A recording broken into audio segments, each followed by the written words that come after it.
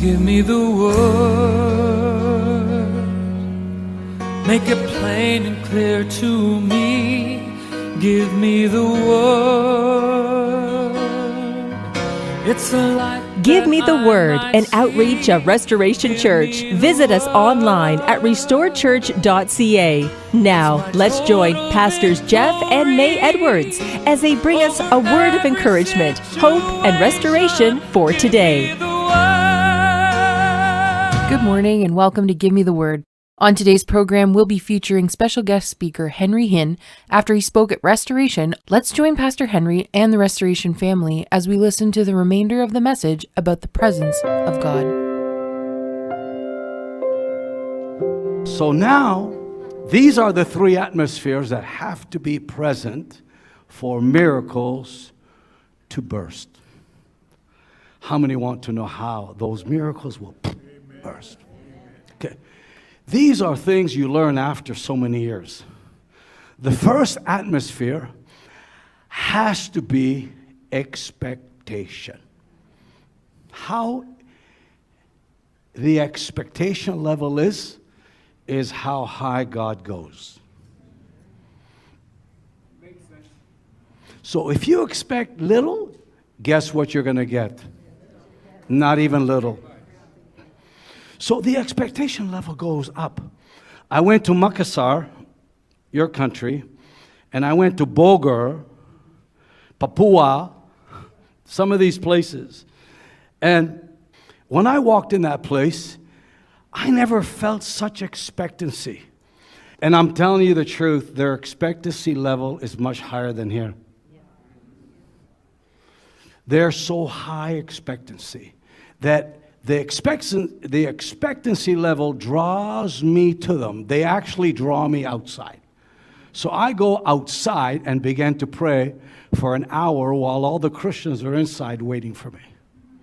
And what's so amazing, a lady with a tumor hanging on her side, the tumor disappears. When the tumor disappears, she converts to become Christian. But not only her, but all those people in the lobby that saw the tumor disappear. And what they do is they become believers. Many of them turn to Christ and pay sometimes heavy for their salvation. And God began to do things there. But the miracle atmosphere was created by their expectancy, not mine. Did you all hear what I just said? So the number one is expectancy. Now let me tell you how you create the expectancy. That's the key right there, and I hope I don't bore you. Okay? The expectancy level goes up. Wow, everything goes up. And God releases the same level. Did you all hear that? So my question is, how high is your expectancy? And I'm not taking an offering. I don't do that kind of stuff. How high is your expectancy? That's how high God will move. So the expectancy level rises and God moves on that level. The reason why Canada has not seen the way we used to see it, the expectancy level is gone. I hope you're listening. Most of the churches, not to insult anyone, I love the church, and Jesus says, I will build my church. He died for the church. But let me tell you, the carpet in the altar is so brand new because nobody's there. The pews are so comfortable. And if you preach more than an hour, you lose them all. Drive through Tim Hortons. Number two, the atmosphere has to be people who are highly expected, number one. And two, hear me, please, this is so important. Open hearts. Pride kills any miracle. People who say, I don't need this, God says, fine. But when God has people expecting, like this man, God comes and touches them. The expectancy level. And number 2, are you all there?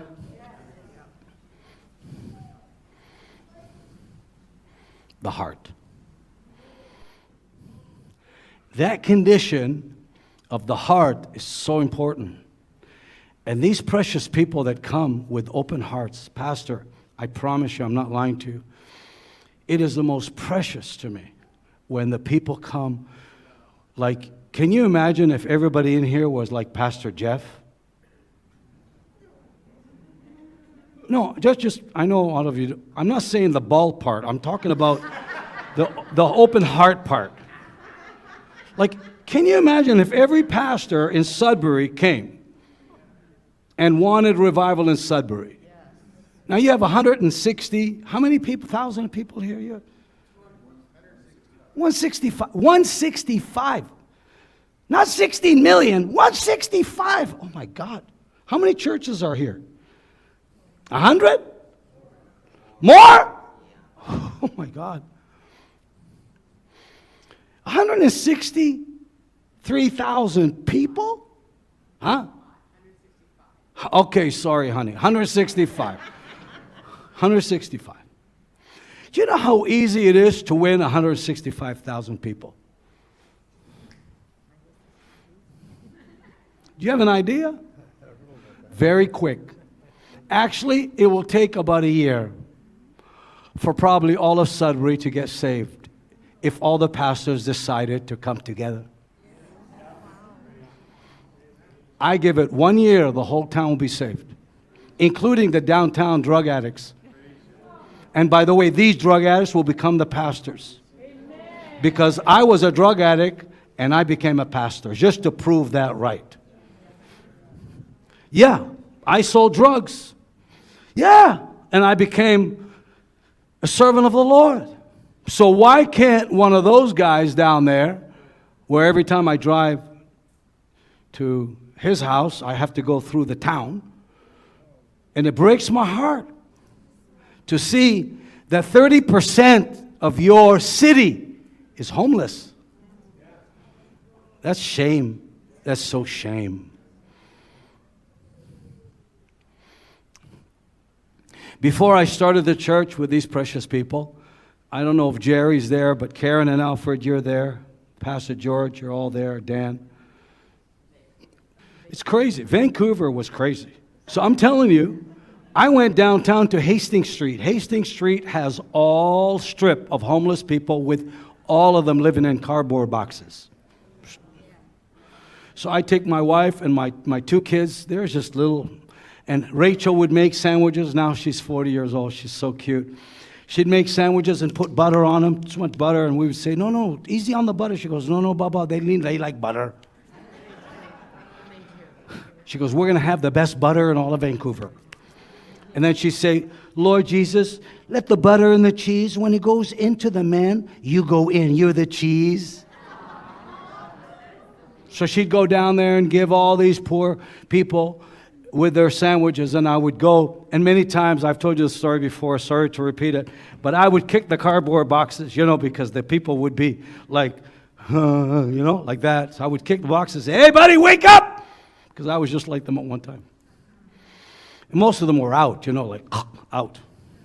So before my daughter can give them a sandwich, I kick the box, wake them up. So I kicked the box and kicked the guy in the head. By accident. And my daughter said, don't kick Jesus. Don't kick Jesus. And I said, this is not Jesus, baby. This is this guy. It's not Jesus. She goes, yes, it is. It's Jesus. It's Jesus. She starts crying. Okay, it's Jesus. It's Jesus. Jesus. So this man, she gave him a sandwich. And that precious man was alcoholic for 27 years. Drank Lysol, ginseng, aftershave, anything you give him. And he was on heroin. And he was homeless for 10 years, living in that cardboard box for 10 years. Well, that was the time where we had him in our church, and invited him to our home. My daughter made me take him home. When he came to my house, and I said to him, you lie here, okay? Don't move. I'm a pastor. I do weddings and funerals. And he was scared to get up. The next morning, he had my coffee cup and my gray suit. My brand new gray suit. Ready to go to church. And he told him my daughter gave it to him. So my daughter gave him my coffee cup, mug, and my suit. He came to church. He sat on the side, sleeping the whole time. I'm preaching, and he's sleeping. So at the end, I said, how many want to give your life to Jesus? And of course, Jerry Inkster and many of them, were all there. They helped them disciple this guy, and he got saved. After he got saved, he became part of the church. He was the most faithful tither. He went from homeless man to faithful. And then he became a pastor. And today, he's preaching the gospel across Canada. Now, he married a woman named Sharon. And Sharon came to our church watching us on TV. Now, she was taking heroin, and she's involved with witchcraft. That's what she was doing. But she got saved. And Sharon got saved, got married to Francis, and Sharon and Francis are preaching the gospel. And I'll tell you, Francis and Sharon Wilson, that's their name. Huh?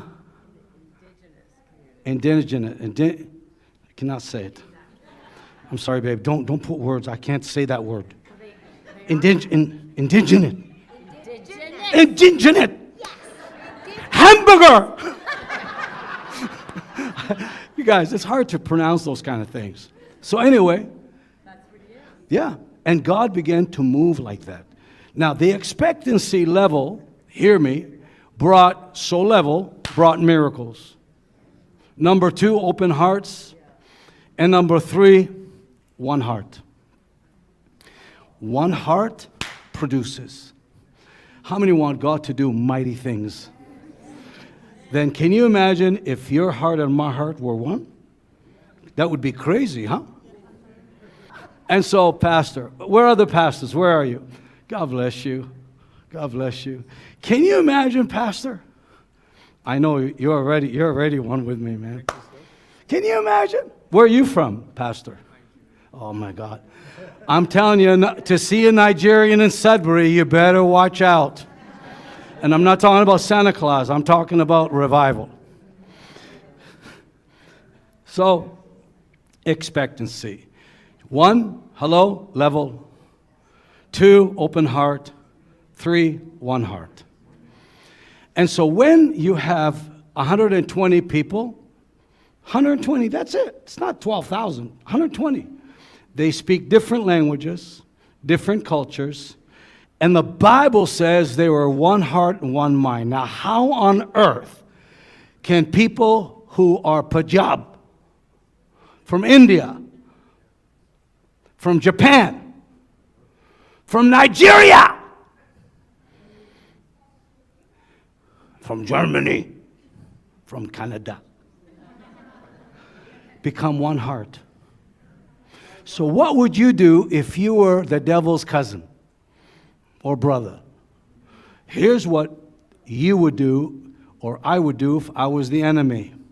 I would bring the expectancy level very low. 2, I would make the heart hard that nobody can get in. And 3, I would divide the people. And once I get a hold of those things, I got all authority. And that's what the devil did when he took 1/3 of the angels and divided heaven. And what does God hate more than anything? Pride and discord. You know what God hates more than anything? He doesn't hate anything more than that. He hates when I tell you something about him. I divide you and him. Or I divide It's called device. Device is sowing a seed in you that my offense, I just shared it with you about her. That is miracle killer. Did you all hear that? It kills everything. And what killed the miracles in Canada? I'm going to tell you, I saw them with my own eyes. Maybe you didn't, I saw them. The greatest miracles that I ever saw was in Sault Ste. Marie with those precious Catholics. Those Catholics were so sweet. There was that lady from Sault Ste. Marie. She went to Catherine's meetings in Pittsburgh in a wheelchair. My brother Benny pretended to be in the choir so he can get in. And he couldn't even sing. He stuttered. How can you sing with But he got up there somehow. And he got in the service because he helped the lady's wheelchair. So he got in, he pretended he was with her.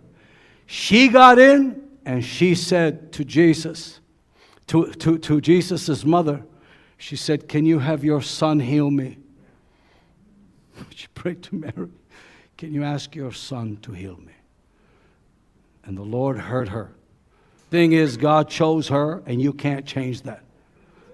Did you all hear me? And that nice, simple lady just said, "Mary, can you have your son heal me?" You know, I think Jesus heard it. Are you all there? And he said, "I'm coming." When you go to heaven, you're going to find out Mary is a special chosen one. She's not to be worshipped, but she's to be honored. But how are you going to honor her when you can't even honor a man of God? Never mind. So we have this amazing ability to see miracles in Canada. Now, how many would like to see miracles come back to Canada? When miracles cease, it's not because God is finished, and it's not because the apostles died. I saw them.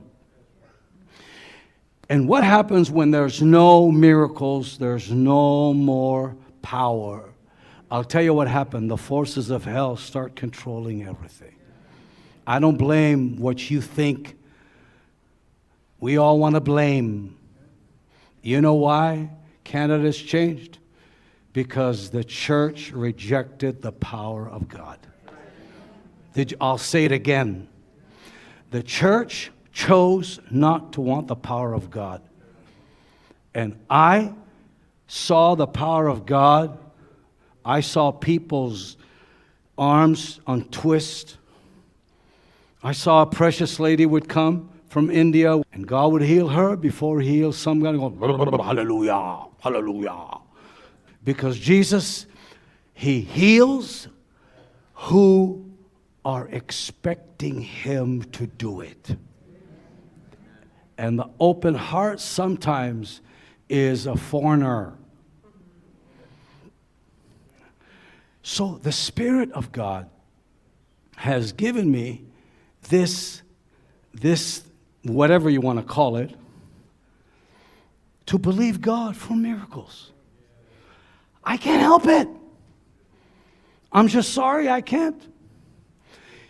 If you tell me he can't do it, it gets me very holy anger.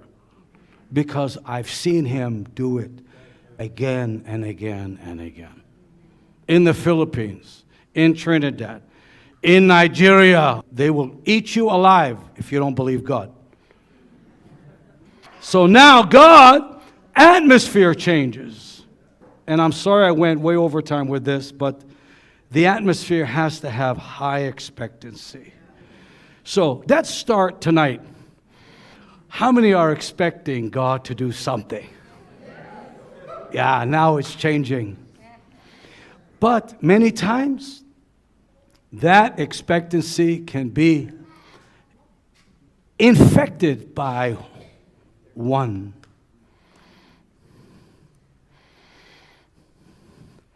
And so God's presence comes. Now here's what I want to finish with. His presence. How do we get his presence? Now, this is what I had to learn later on in my life, the past few years, 7 years, to be honest. When that happened, my wife got a brain tumor, and I told you the story not to bore you. And she has a disease. She had a disease called Cushing. Cushing disease began ripping her skin, taking away her muscle, taking away her hair, causing her bones to break very easily. She broke her arm, her leg. His skin would rip the minute something touches it. If she bumps into a table, just a bump, her whole arm becomes black. And it really is painful. No sleep and depression, high in suicide.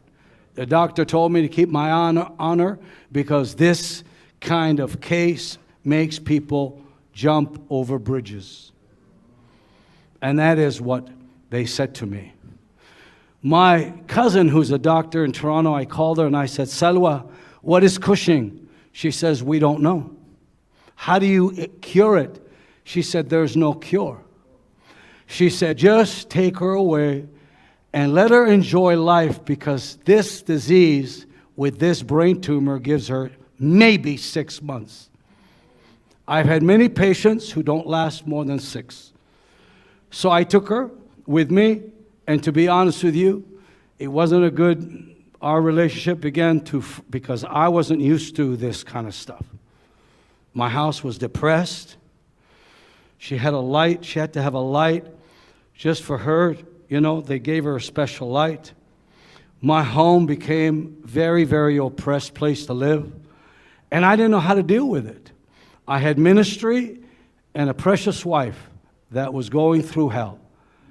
And let me tell you, it's really hard, very difficult to go from home to the service. I had to learn to let go. By the time I get in that building, I had to learn, let go of everything. How many understand what I mean by that? If you can understand. I had to find a way to brainwash myself before I get on the platform and have something for the people. I didn't know how to deal with it. And many friends that I thought were friends were gone. My financial situation went from millions to nothing. My bills went up. Ministry and all were hurting. And people stopped supporting us because we were in isolation. And when you draw back, Pastor, this is just something to tell you. When you draw back, you won't believe how quick you are forgotten. Because it took years for people to remember us and few weeks to forget us. And the truth of the fact is, the phone would never ring to say, how you doing? It was very tough. But God meant for all of this. You say, what? He did. God took me and He drew me away and delivered me without me knowing. And He put me in a place nobody goes to called the wilderness. And that wilderness, please hear me, there's nobody there. Nobody there. And many times I would cry out, Jesus! And nobody would answer. Lord, help me! Nobody would answer. My mother was the only one, and few friends. That's it. During that time, it was the best time in my life. Because during that time, I got delivered from everything the ministry brought to my life. And what the ministry brought was not all bad, but I became too busy. So busy working for Jesus, and I was a good employee, but I did not have a relationship with the employer. I was just busy doing the work. Busy in the vineyard. But my father, the father of the vineyard, was always waiting for me, and I was never aware. So I lost it all. Do you know I lost my house that I built? I lost my cars. I lost everything. And let me tell you, a lot of the people in my church walked away except the faithful ones. even my own family, some of them. And during those years, it was 3 years of the most loneliness, I mean so alone. But something was born, and let me tell you what was born. Worship became my inhaling and exhaling. My breath, my life depended on worship. I had to have worship 24/7 in my house. From my car, in my bathroom, in my bedroom, in my living room, anywhere I went, my worship would ring and music would play. I would tell my church, play worship. We'd have 24/7 worship. 24/7, nonstop, just worship. And as long as worship, the presence of God would come, it would ease off the pain.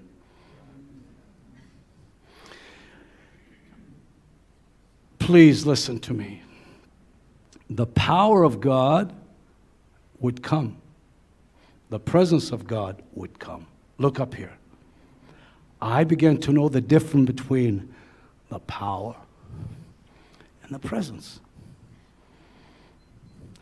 And if you ask me, would you like the power or would you like the presence?